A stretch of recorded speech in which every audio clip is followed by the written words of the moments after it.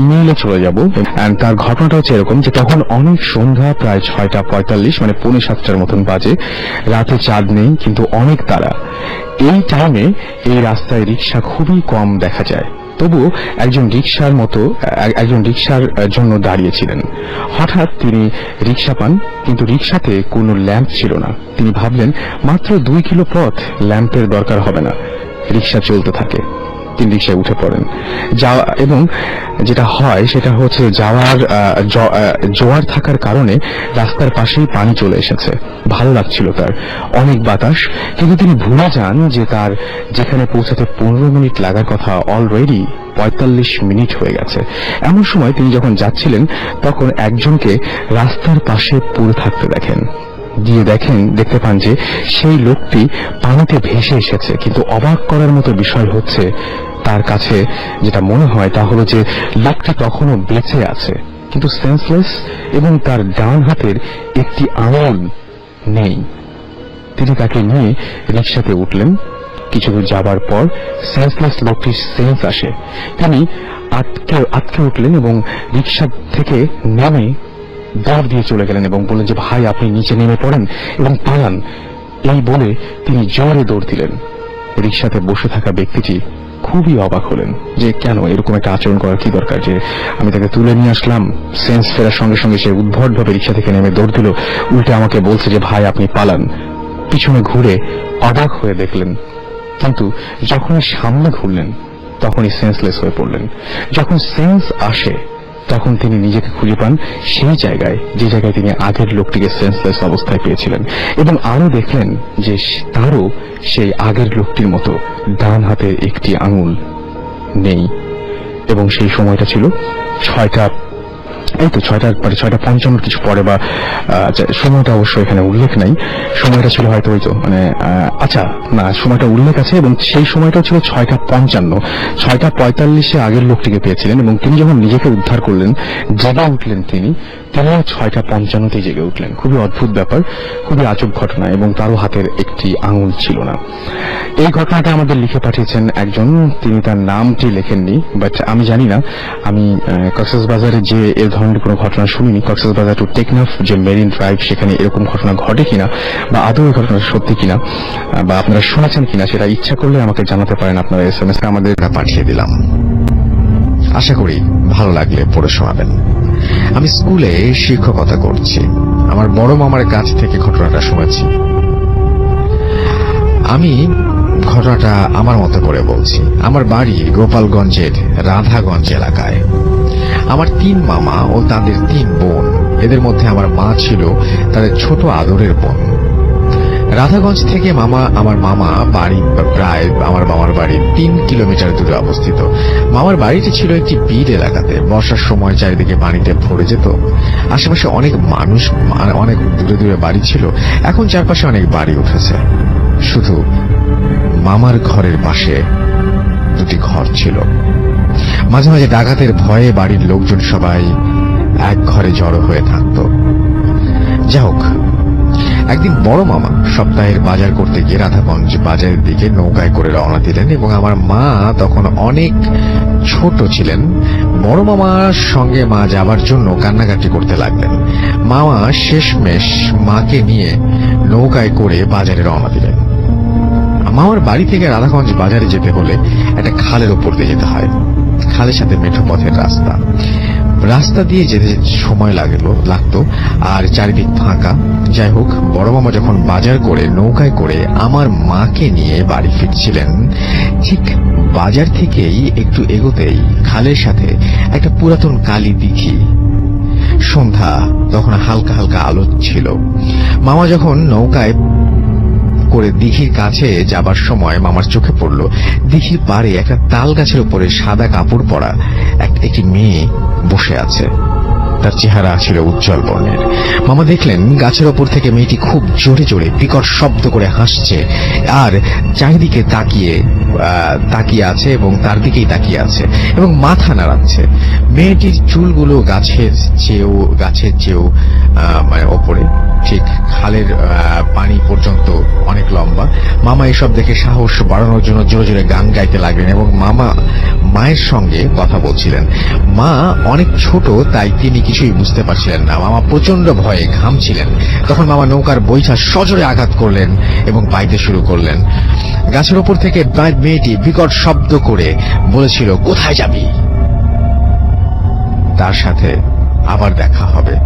কোনো মতে মামা বাড়ি ফিরে সবাইকে সবকিছু খুলে বলল এবং ঠিক পরের দিন আমার 3 মামা নৌকায় করে সেই বাজারে ধানের কলে ধান ভাঙাতে যাচ্ছিলেন এবং ঠিক ধান বোঝাই করে আবার রওনাও দিলেন।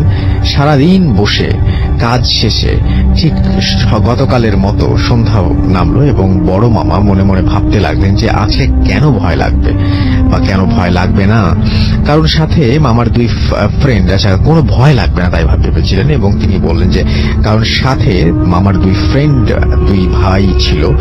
বড় মামা ছোট মামাকে হ্যারিকেন ধরাতে বললেন। মামা চিন্তা করলেন যে আগুন থাকলে হয়তো ভূত বা খারাপ কিছু আসতে পারবে না। বড় মামা বৈঠা বাইতে শুরু করলেন। ছোট মামা নৌকার অন্য কোথাও মাথায় বসে পানিতে পা ডোবাচ্ছেন, হাত ডোবাচ্ছেন। মাঝে মাঝে মামা নৌকায় মাঝে মাঝে যে পানি থাকে তার একটি পাত্র দিয়ে নৌকার বাইরে ফেলছিলেন তিনি। আকাশে হালকা চাঁদের আলোতে মনে হচ্ছিল রাতের তীব্র অন্ধকার থেকে কেউ যেন আলো নিয়ে মানুষগুলোকে খুঁজছিল। তখনই দিঘির কাছ থেকে যখন যাচ্ছিল দিঘির পাশ দিয়ে হঠাৎ করে হ্যারিকেনের আলোটা নিভে গেল। এবং তখন কোনো বাতাস ছিল না। মামা খুব ভয় পেতে শুরু করেন। তাই ভাইদের বলাতে তারা বলল, ধুর, এসব কিছু না, তুমি শুধু শুধু ভয় পাচ্ছ। আর তখনই ঘটলো আসল ঘটনা। ছোট মামা হঠাৎ করে নৌকা থেকে পানিতে পড়ে গেলেন। কে যেন তাকে ধাক্কা মেরে পানিতে ফেলে দিয়েছে। ছোট মামা চিৎকার করে বলতে লাগলেন, ভাই আমাকে বাঁচা, কে আমার হাত টেনে নিয়ে যাচ্ছে। বড় মামা, মেজ মামা তাড়াতাড়ি করে নৌকা থেকে লাফিয়ে পানিতে নেমে ছোট মামাকে অনেক কষ্টে নৌকায় ওঠালেন। অনেক কষ্ট করে তারা নৌকায় উঠে দেখলো যে ছোট মামার হাত কেটে গেছে এবং খুব রক্ত বের হচ্ছে। 2 মামা গামছা নিয়ে ছোট মামার হাত বেঁধে দিল। ছোট মামা ব্যথায় কষ্ট পাচ্ছিল। ঠিক মামারই মনে এখনো মনে করলে ভয় পায়।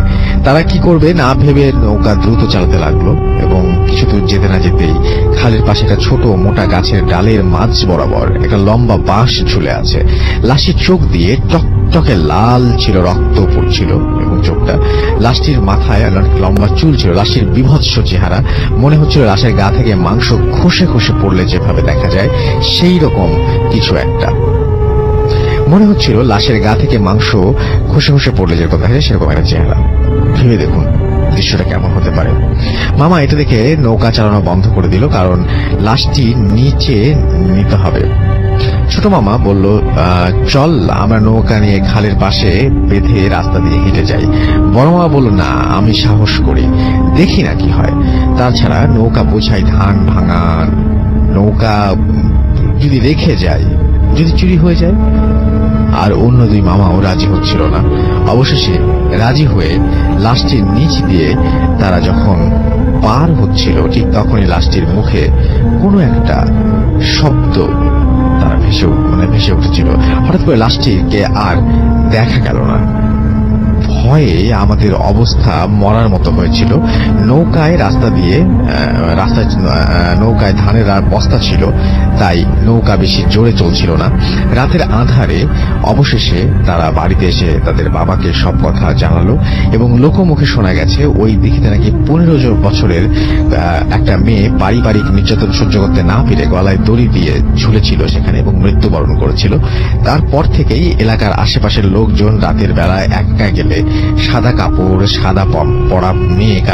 পরা মেয়ে গলায় ফাঁস দেয়া কেউ ঝুলছে এরকম দেখে এবং কেউ বিকট শব্দ করে করছে, কান্না করছে এবং এরকম সাদা কাপড় পরে কেউ হাঁটছে এবং গায়ের উপরে তাজা রক্ত পড়ছে। এই সব ভয় পেতে তাদের কিছু তারা রেগুলারই পেত আর কি। আর যে পর্যন্ত সাহস রাখতে পারতো না তাকে বলা হতো বেঁচে গেলি তোর সাহস আছে। আসলে ভাই এই ছিল আমার ঘটনা। তো যাবো আমাদের পরবর্তী ঘটনায়। এটা একটা ইমেইল, সেই ইমেইলটা আমি পড়তে চাই। আমাদের একজন লিসেনার এই ইমেইলটা পাঠিয়েছেন আমাদেরকে, তো আমি সেটা একটু পড়ে শোনাচ্ছি। আসসালামু আলাইকুম রাসেল ভাই, নিশ্চয়ই ভালো আছেন। আমি আজ যে ঘটনাটা শেয়ার করব তা আমাকে শেয়ার করতে নিষেধ করা হয়েছে, তাই অনেক ভেবে চিন্তে বহু বছর পর ঘটনাগুলো শেয়ার করার সিদ্ধান্ত নিলাম। আজই প্রথম ভূত এফএমে শেয়ার করছি, তাই কোনোভাবেই আমি স্টুডিওতে এসে শেয়ার করতে পারছি না। আমার কণ্ঠস্বর শুনে পরিচিত লোকজন চিনে ফেলতে পারে, তাই ঘটনাটা পাঠালাম। আমি একজন প্রকৌশলী, সঙ্গত কারণে আমি আমার নাম, বিশ্ববিদ্যালয়, ডিপার্টমেন্ট সহ কোনো কিছুই প্রকাশ করলাম না। বছর 4-5 আগের ঘটনা। আমাদের চতুর্থ বর্ষের একটি কোর্স ছিল, যেটা 4 সপ্তাহ একটি ট্রেনিং ইনস্টিটিউটে করতে হয়েছিল। ওরিয়েন্টেশনের দিনই কোর্স ইনস্ট্রাক্টর ইনস্টিটিউট সম্পর্কে এবং সকল রুলস রেগুলেশন সম্পর্কে জানিয়ে দিয়েছিলেন। যারা সারা সপ্তাহ পড়ানো হতো, আর শনিবার ছিল এক্সাম। আমাদের প্রায় 50 জন ছাত্র ছাত্রীকে থাকতে দেওয়া হয়েছিল ইনস্টিটিউটের আলাদা একটা হোস্টেলে। আমরা 40 জন ছেলেরা থাকতাম হোস্টেলের 2য় তলায়। 3য় তলা অর্ধেক কমপ্লিট করা ছিল। সাধারণত ওখানে সরকারি প্রতিষ্ঠানের প্রকৌশলীরা ট্রেনিং এর সময় থাকতেন। 3য় তলাটা অনেক সুন্দর, মেঝে টাইলস করা ছিল, বাথরুম ফিটিংস গুলো নতুন।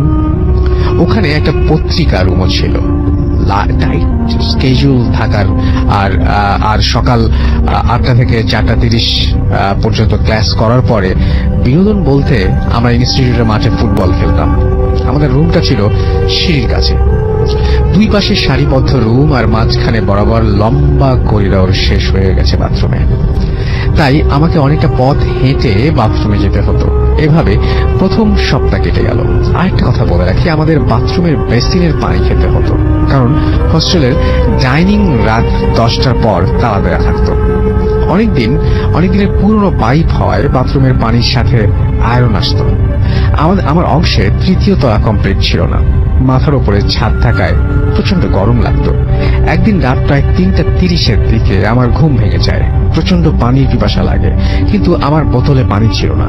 আমি বাকি রুমমেটরা রাত জেগে কার্ড খেলার সময় সকল পানির বোতল খালি করে রেখেছিল, তাই পানি আনতে রুমের বাইরে বের হই। কি কারণে যেন আমার ওই বাথরুমের বেসিনের নোংরা পানি খেতে ইচ্ছে করছিল না। অন্য কোনো রুম খোলা ছিল না, তাই আমি সিঁড়ি বেয়ে 3 তলায় উঠে যাই। আমি হেঁটে করিডোরের শেষ মাথায় অবস্থিত বাথরুমের দিকে যাওয়ার সময় আমার হাতের ডান পাশে অবস্থিত পত্রিকা রুম বন্ধ অবস্থায় আমি দেখতে পাই। আমি ট্যাপ থেকে পানি নেই, ফ্রেশ হয়ে কিছুটা সময় পরে ফিরে আসার পর দেখি পত্রিকা রুমে আলো জ্বলছে, ফ্যান চলছে। সারাদিন ব্যস্ত থাকার কারণে গত 1 সপ্তাহ ধরে খেলার খবর খুব একটা রাখতে পারিনি, তাই ভাবলাম একটু পত্রিকা পড়ে যাই। পত্রিকা রুমে ঢুকেই দেখি মোটামুটি মাঝ বয়সী এক ভদ্রলোক দাবার বোর্ড সামনে নিয়ে একা বসে আছেন। আমি সালাম দিলাম, কিন্তু লোকটা সালামের জবাব দিলেন না। আমি বসার অনুমতি চাইলেও উনি কিছুই বললেন না। তাই আমি দাঁড়িয়েই পত্রিকা পড়া শুরু করি। টেবিলে রাখা পত্রিকাগুলো পুরনো হেডলাইন, পুরাতন ডেটের হওয়ায় আমি বের হয়ে যাচ্ছিলাম, কিন্তু ঠিক এই সময় লোকটি আমাকে বলল, আসুন দাবা খেলি। আমি বললাম যে আঙ্কেল, আমার সকালে এক্সাম আছে, সরি আজকে খেলতে পারছি না। এটা বলতে উনি আমার দিকে যেভাবে তাকালেন তার জন্য আমি মোটেই প্রস্তুত ছিলাম না। তার চোখ দুটি লাল টকটকে, যেন কোটরের বাইরে বের হয়ে আসছে, যেন আমি অনেক বড় অন্যায় করে ফেলেছি। কিন্তু পরক্ষণেই উনি আবারও আমাকে অনুরোধ করলেন, কিন্তু আমি সরি বলে বোতল হাতে নিয়ে নিচে আমার রুমে ফিরে আসি। ঘটনা এখানে শেষ হলেই ভালো হতো, কিন্তু আমার জন্য সবচেয়ে খারাপ সময়গুলো অপেক্ষা করছিল। 2য় সপ্তাহের শুরুর দিক। ক্লাস শেষে আমি ক্লান্ত ছিলাম বলে বিকালে খেলতে যাইনি। রুমে শুয়ে আছি, এমন সময় বন্ধু ফারুক এসে বলল, চলো কোথাও ঘুরে আসি। আমি আজ খেলতে যাইনি, তার সাথে ঘুরতে বের হয়ে যাই। ঘুরতে ঘুরতে নদীর ঘাটে যাই, যেখানে বড় বড় কার্গো জাহাজ আসে ইন্ডাস্ট্রির মালামাল ওঠে নামার জন্য। কিছুক্ষণ এদিক ওদিক ঘোরাঘুরির পরে সেই নদীতে নৌকায় চড়ে ঘোরার কথা বলে। আমি নৌকাতে চড়ে ঘোরার অনাগ্রহ প্রকাশ করি। এতে সে প্রচন্ড রেগে যায় এবং আমার সাথে রীতিমতন খারাপ ব্যবহার করতে শুরু করে। সিম্পল বিষয় নিয়ে এমন করার মানে খুঁজে না পেয়ে আমিও রেগে যাই। ঠিক তখনই মাগরিবের আজান দেয়, দুজন মিলে মসজিদে যাই। সে উজু করতে গিয়ে আর ফিরে না আসায় নামাজ শেষ করে আমি একাই হোস্টেলে চলে আসি। এসে দেখি আমার বন্ধু ফারুক বিছানায় শুয়ে আছে। সে জানায় ফুটবল খেলার সময় তার পা মচকে গেছে। তাহলে সারা বিকেল আমার সাথে কে ছিল? আমার সাথে ঝগড়া হওয়ায় ও বোধহয় এভাবে বলেছে ভেবে কিছু না বলে পাশের রুমে চলে যাই। কিন্তু আমার অন্য বন্ধুরাও তার পা মচকানোর সত্যতা নিশ্চিত করে। আমি আমার রুমে এসে ভাবতে থাকি এবং আমি বুঝতে পারি কিছু একটা হচ্ছে আমার সাথে, কিন্তু কোথা থেকে তার শুরু হয়েছে আমি আন্দাজ করতে পারিনি। কাউকেই বলি না, চিন্তার করবেন ভেবে, এমনকি আম্মু আব্বুকেও বলি না। ইনস্টিটিউট থেকে অনেক বড় এক ইন্ডাস্ট্রির ভেতরে আস্ত একটা গ্রামের মতো বিশাল এলাকা। নাস্তা করতে ইন্ডাস্ট্রির মেইন গেটের বাইরে অনেক দূরে বাজারে যেতে হয়। একদিন সন্ধ্যায় আমি একা নাস্তা করতে বাইরে যাই এবং নাস্তা শেষে ঝালমুড়ি খাচ্ছিলাম। একটা কুকুর আমার দিকে তেড়ে আসতে দেখে আমি হাঁটা শুরু করি। প্রথমে ভাবছিলাম আমার ঝালমুড়ির জন্য আমাকে তাড়া করছে, কিন্তু আমি ঝালমুড়ি তার দিকে ছুঁড়ে দেওয়ার পরও আমার পিছু ছাড়ে না এবং আমাকে রীতিমতো ধাওয়া করে। আমি জোরে দৌড়ে পালানোর চেষ্টা করি, কিন্তু ইন্ডাস্ট্রির মালামাল বোঝাই একটা ট্রাক আমার সামনে, ট্রাকটা এসে যায়। আমাকে বাঁচাতে গিয়ে বস্তা সহ ট্রাকটা উল্টে যায়। আমাকে কেউ চেনার আগে আমি পালিয়ে হোস্টেলে চলে আসি। কাউকে কিছু বলি না। রাতে খাওয়ার সময় কথার প্রসঙ্গে হোস্টেলের সুপারকে জিজ্ঞেস করি, তৃতীয় তলার অতিথিরা কাদের সাথে খান? তিনি উত্তরে বলেন, এই মাসে কোনো সিনিয়র ট্রেনিয়ে আসেনি, তৃতীয় তলা তো খালি। কথাটি শুনে আমার গা শিউরে ওঠে। মনে মনে ভাবি, তাহলে ওই দিন রাতে পত্রিকা রুমে কে ছিল? পত্রিকা রুম তালা রাতের বেলায় বন্ধ থাকে কেন জানতে চাইলে উনি বলেন পত্রিকা টিভি রুমেই দেয়া হচ্ছে এই মাসের শুরু থেকেই, তাই পত্রিকার রুম সবসময় তালা দেয়া থাকে। আমি আমার জীবনের সবচেয়ে বড় ভয়টা পাই সেদিন। খাওয়া শেষ করে এক রুমমেটকে বিষয়টা বলি, সে আমার কথায় কোনো পাত্তা দেয়নি সেদিন। এটা একটা হরর মুভি দেখার ফলাফল বলে সবকিছু হেসে উড়িয়ে দেয়। সকালে ক্লাস থাকায় বাথরুমের লম্বা সিরিয়াল থাকে, তাই আমি ওঠার আগে ভোরে বাথরুমে যেতাম। আমি যথারীতি 6টায় বাথরুমে যাই। বাথরুমে তখন কেউ ছিল না। আমি গোসল করার সময় আমার আশেপাশের বাথরুমের শাওয়ারের আওয়াজ পাচ্ছিলাম। আমি কে গোসল করছে জানতে চাইলেও কোনো উত্তর পাইনি। গোসল শেষে বের হয়, প্রত্যেকটা রুমের দরজা আমি খোলা দেখতে পাই এবং কারো গোসলের চিহ্ন পাইনি। গোসল শেষে বের হয়ে প্রত্যেকটা বাথরুমের দরজা আমি খোলা পাই এবং কারো গোসলের চিহ্ন পাইনি। মেঝে শুকনো, সারা রাত কেউ বাথরুম ব্যবহার না করলেও যেমন থাকে ঠিক তেমনই আছে। এবং বয়েজ হোস্টেলের সারিবদ্ধ রুম গুলো সাধারণত একটার পর একটা লাগানো থাকে এবং নিচের দিকটা খোলা থাকে, তাই ভেতরে কাউকে না থাকলে তার পা দেখা যায়, ভেতরে কেউ থাকলে তার পা দেখা যায়, মেঝে দেখা যায়। কিন্তু আমি কাউকে দেখতে না পেয়ে ভয় পেয়ে যাই। আমি দৌড়ে বের হতে গিয়ে বাথরুমের মেইন দরজা বন্ধ দেখি যে বাথরুমের মেইন দরজা বন্ধ। আমি কোনোভাবে খুলতে পারছিলাম না। বাথরুমের তীব্র উৎকট গন্ধ পাচ্ছিলাম। আমি কেমিক্যাল ইঞ্জিনিয়ার বলে অ্যামোনিয়া, সালফার, ইউরিয়া সহ প্রায় সব কেমিক্যালসের গন্ধ সম্পর্কে যথেষ্ট ধারণা রয়েছে। এই তীব্র গন্ধটা যে কিসের বুঝতে পারলাম না। গন্ধটা বেড়েই চলছিল এবং গন্ধের ঘনত্বটা আমাকে ঘিরেই, যেন কেউ আমার ঘাড়ের ওপর সুগন্ধবর্তী ভারী নিঃশ্বাস ফেলছে। আমার কিছুই বোঝার বাকি রইল না। আমি বন্ধুদের ডাকার চেষ্টা করেও ব্যর্থ হলাম। আমি আয়াতুল কুরসি পড়তে শুরু করলাম এবং দরজায় লাথি দেওয়া শুরু করলাম। আমার লাথির শব্দে বাথরুমের পাশের রুমের বন্ধু বের হয়ে এসে দরজা খুলে দেয়। আমি দরজা লক থাকার কথা বলি, কিন্তু সে বলে দরজায় লাগানো ছিল বাট লক ছিল না। গন্ধ পাওয়ার বিষয়টা বলি, কিন্তু সে কোনো গন্ধ পাচ্ছে না বলে জানায়। শনিবার সকালে এক্সাম ছিল, এক্সাম দিচ্ছি, প্রচুর ম্যাথ আসছে এক্সামে, কিন্তু কিছুতেই আমার ক্যালকুলেটর অন হচ্ছে না। আমার নতুন ক্যালকুলেটর অন হচ্ছিল না। ম্যাথ রিলেটেড এক্সাম বলে আমি কোনো কিছুই ক্যালকুলেটর আমাকে ক্যালকুলেটর ধার দেয়নি কেউ। আমি এক্সাম খারাপ করি, এক্সাম শেষে ক্যালকুলেটর আপনা আপনি অন হয়, বিষয়টা কোনো ব্যাখ্যা দাঁড় করাতে পারলাম না। আমি ওখানকার কোর্স ইনস্ট্রাক্টর এবং ডিপার্টমেন্টের কোর্স টিচারকে সমস্ত বিষয়ে খুলে বলি। তারা আমাকে নিয়ে একটা গোপন মিটিং করে এবং ইনস্টিটিউটের স্বার্থে আমাকে সবকিছু গোপন রাখতে বলে। পরবর্তী সপ্তাহগুলোতে আমার আরো ভয়ঙ্কর কেটেছে এবং আমি বারবার মৃত্যুর হাত থেকে বেঁচে এসেছি, যা আমার বন্ধুরা কেউ জানে না, এমনকি আমার পরিবারও। একদিন এক এক ধরনের মৃত্যুর মুখোমুখি হয়েছি, খুব কষ্টে পরের সপ্তাহগুলো কাটাই, যার ফলে আমার রেজাল্টও খারাপ হয়।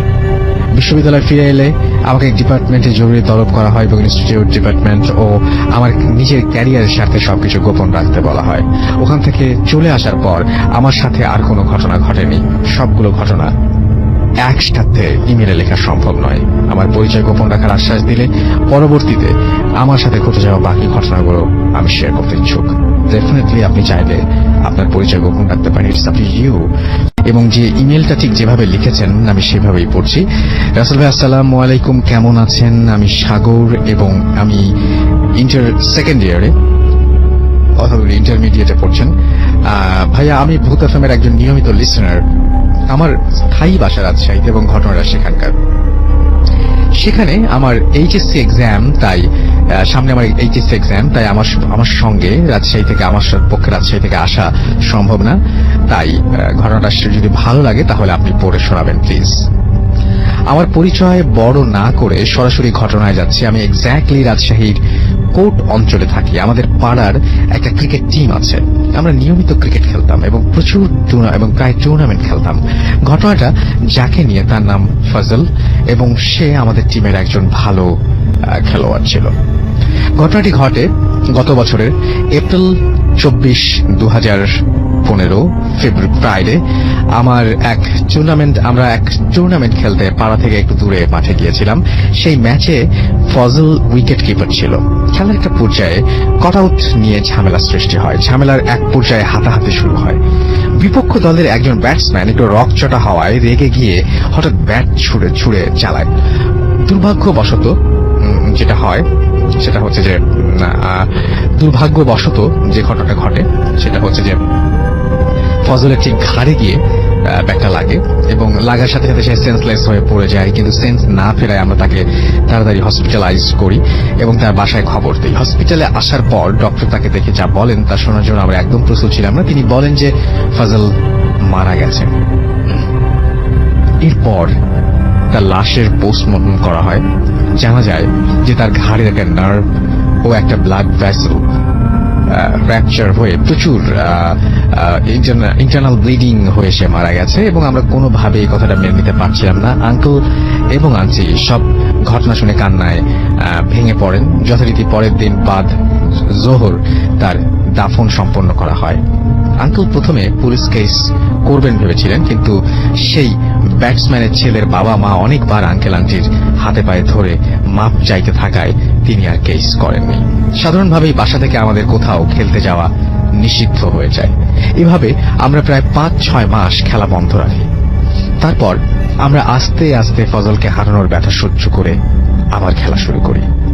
আমরা যখন মাঝে মধ্যে বাড়িতে না বলেই বাইরে খেলতে যেতাম, এখানে বলে রাখা ভালো যে ফজলের একটি নিজস্ব ব্যাট ছিল এবং সেটা নিয়েই খেলতাম। আমি ব্যাটটা সবসময় আমার ঘরের বাইরে স্যান্ডেলের র্যাকে হেলান দিয়ে রাখতাম। সবকিছু ঠিকঠাকই চলছিল, কিন্তু হঠাৎ এক রাতে প্রায় 12:30টায় আমি একটা শব্দ শুনতে পাই। এটা এমন ছিল যে কেউ একজন ব্যাট দিয়ে বল মারছে। ব্যাটটা যেখানে থাকতো সাউন্ডটা সেখান থেকে আসছে। এইভাবে 4-5 মিনিট হওয়ার পর থেমে যায়। প্রথমে আমি ভাবি আজ বেশি খেলাধুলা করার কারণে হয়তো আমার হ্যালুসিনেশন হচ্ছে, কিন্তু শব্দটা আরো 2বার হলো। এবার আমি শিওর কিছু একটা প্রবলেম হয়েছে, তাই আমি ঘর থেকে বের হলাম এবং বের হওয়ার সাথে সাথে শব্দটা থেমে গেল। ব্যাটটার দিকে তাকালাম, গিয়ে দেখলাম যে ব্যাটটা ঠিক জায়গাতেই আছে, কিন্তু একটা জিনিস লক্ষ্য করলাম, ওই জায়গায় 0 ওয়াটের একটা বাল্ব থাকায় আবছা আলো থাকলেও ব্যাটের চারপাশে আস্তে আস্তে ঘন অন্ধকার একটি অবয়বের সৃষ্টি হচ্ছে। আবছা আলোর ভেতর এই দৃশ্য দেখে আমি প্রচন্ড ভয় পেয়ে ঘরে দৌড়ে গিয়ে কাঁথার নিচে নিজেকে মুড়ি দিয়ে শুয়ে পড়ি আর দোয়া করতে থাকি। আল্লাহর অশেষ রহমতে আমি সেই রাতে আর সে শব্দ শুনতে পাইনি।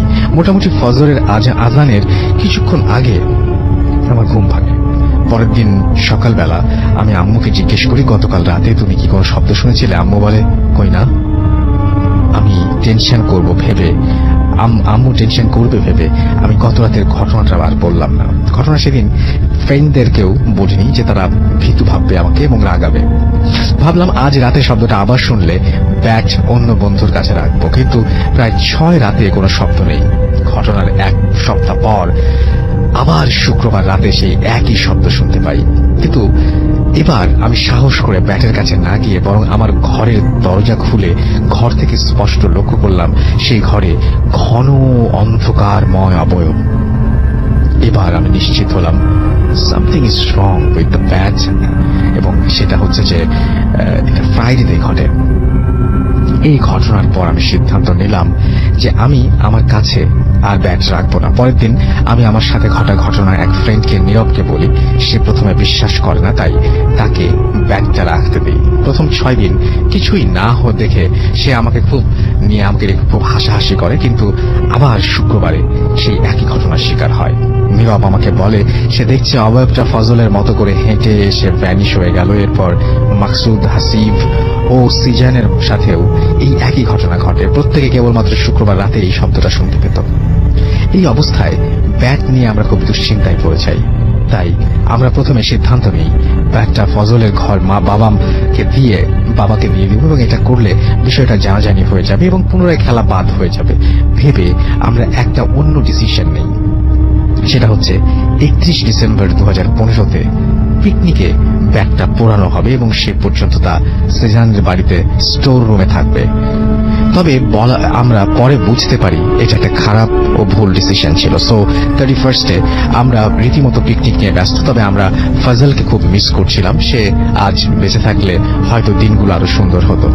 রান্নাবান্না শেষ পর্যায়ে আমরা সেই ব্যাগটা নিয়ে আসি এবং সেটাকে চুলোর আগুনে ঠেলে দিই।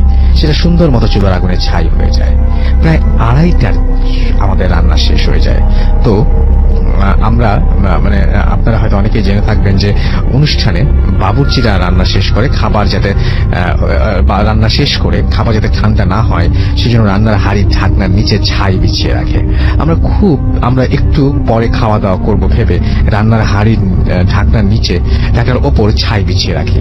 কিছুক্ষণ পর যখন আমরা খাওয়ার জন্য হাঁড়ি থেকে ঢাকনাটা সরিয়ে ছাইগুলো ফেলি, তখন ঢাকনার ওপর তা দেখে এখনো গা শিউরে ওঠে। আমি দেখলাম ছাইয়ের কালি দিয়ে ঢাকনার ওপর লেখা। কি দোষ ছিল আমার? এই লেখাটা আমরা সব বন্ধুরা দেখেছিলাম। এরপর কোনোভাবে পিকনিকটা শেষ করে যে যার বাসায় চলে যাই। যাই হোক, আমরা যে কত বড় একটা ভুল করেছি তা এখন বুঝতে পারি, আর সেজন্য আমি নিজেকে অপরাধী মনে হয়। আপনারা সবাই ফজলের জন্য দোয়া করবেন। বড় কথা হলো আমি ফজলের এতটাই ক্লোজ ফ্রেন্ড যে আমি ওর ইমেল আইডি, পাসওয়ার্ড পর্যন্ত জানতাম, এবং এই ইমেলটা সেই আইডি থেকে সেন্ড করা হয়েছে। ভাইয়ার সামনে আবার 31 আসছে, কিন্তু আমরা ভেবেছি এবার পিকনিক করবো না।